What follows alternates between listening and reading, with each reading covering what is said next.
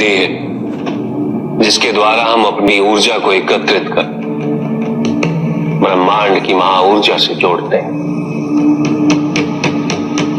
ब्रह्मांड की महाऊर्जा से जुड़ने के पश्चात ही एकाग्रता आती है। एकाग्रता हमारे लिए ज्ञान के द्वार खोलती है। ज्ञान हमें शरीर और भौतिक संसार की निरर्थकता समझाकर हमें व्यष्टि से समष्टि की ओर ले जाता है। हमारा मन स्वार्थ, क्रोध, काम और अन्य कामनाओं से उठकर हमें वास्तविकता के समीप ले जाता है, जहां इस समस्त संसार का सत्य निहित है। अपने अंतर से मुक्त होकर हम जितना बाहर देखेंगे उतना ही भटकेंगे, और भटकने का अर्थ है पाप की ओर अग्रसर होना। क्योंकि तुम्हारे बाहर खड़ा भौतिक संसार तुम्हें आवश्यकताओं द्वारा सदैव भटकाने हेतु तत्पर रहता है।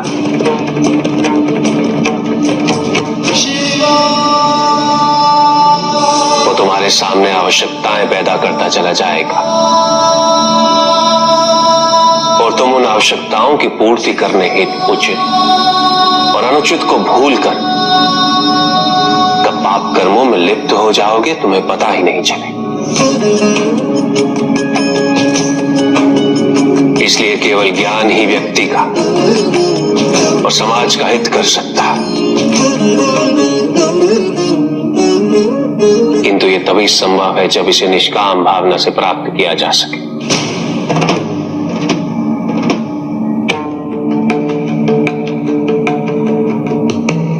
जब तक संसार में स्वार्थ हेतु पूजा होती रही, इस संसार से कष्ट दूर होना संभव नहीं। जिस धर्म का निर्माण स्वार्थ से मुक्त होने हेतु हुआ था,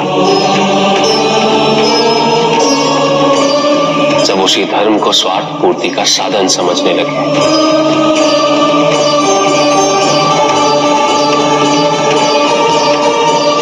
यह अत्यंत चिंता का विषय।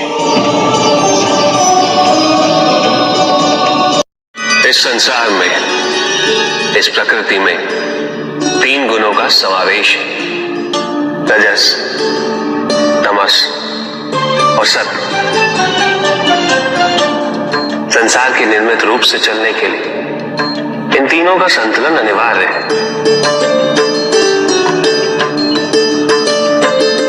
ये मेरा त्रिशूल इन तीनों गुणों का प्रतीक है।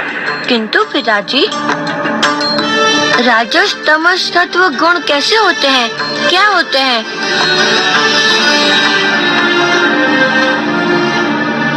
प्रकाश, ऊर्जा, क्रोध, आवेश, गति, परिवर्तन, आकांक्षा, ये सब राजसिक गुणों के उदाहरण हैं। जन्म भी रजस है और बालपन भी रजस है। उसी प्रकार अहंकार, अज्ञानता, आलोचना, ईर्ष्या, द्वेष, मृत्यु, वृद्धावस्था, ये सभी तात्विक गुण के प्रतीक हैं। जैसा कि तुम देख सकते हो पुत्र, इन दोनों का संतुलन बनाए रखना इस संसार के कल्याण के लिए अनिवार्य है। किंतु उसके लिए अनिवार्य है इनके समक्ष एक तीसरा गुण होना। उसी लिए उत्पत्ति हुई है सात्विक गुण की। शुद्धता, जगत कल्याण के प्रति समर्पण, पवित्रता, समर्पण, यौवन, परिश्रम, विकास, निरंतरता, सत्य, आत्मविश्वास, उदारता, आध्यात्मिक ज्ञान में रुचि और संसार की सुंदरता, ये सभी सत्व गुण के लक्षण हैं। समझे मेरे पुत्र? ये तो समझ गया, किंतु ये भस्म?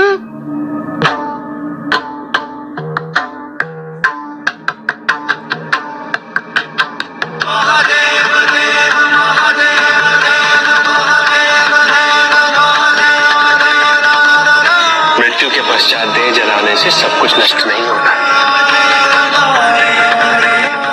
भस्म रह जाती और यही बनती है प्रतीक हमारी आत्मा की, जो अनश्वर है, शाश्वत है। समझ में आया पुत्र? समझ तो रहा हूँ। समय के साथ सब कुछ परिवर्तित हो रहा, क्योंकि हमारी चेतना निरंतर विकसित हो रही है। नए दृष्टिकोण उत्पन्न होते, नए प्रश्न उठ रहे, नई समस्याएं उत्पन्न हो रही।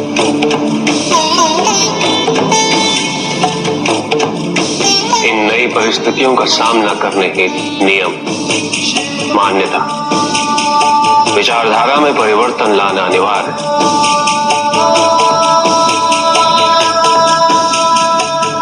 ताकि नए समाज को इसे अपनाने में कठिनाई न हो। किंतु ध्यान रहे, उन सिद्धांत, उन विचारधाराओं के मूल स्वरूप में कोई परिवर्तन नहीं होना चाहिए। क्षमा करना अत्यंत कठिन होता है कुछ, और वो भी ऐसे अपराध की। किंतु जो मेरे सच्चे भक्त हैं, उनके हृदय में दया का कभी अभाव नहीं होता।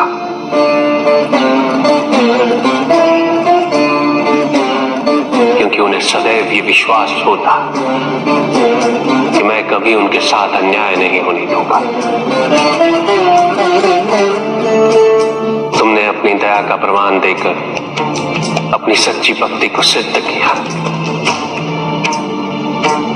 और मैं अपने सच्चे भक्तों की पीड़ा कभी सहन नहीं कर सकता। धन्य हो तुम्हारे मन में संसार के कल्याण की प्रति भावना वास करती। तुम्हारी भक्ति, तुम्हारी पवित्रता के कारण मैं सदैव यही रहूंगा। अनंत काल तक ये समस्त संसार तुम्हारी करुणा का स्मरण करता रहेगा। इसलिए ये धाम घुश्मेश्वर ज्योतिर्लिंग के नाम से प्रसिद्ध होगा।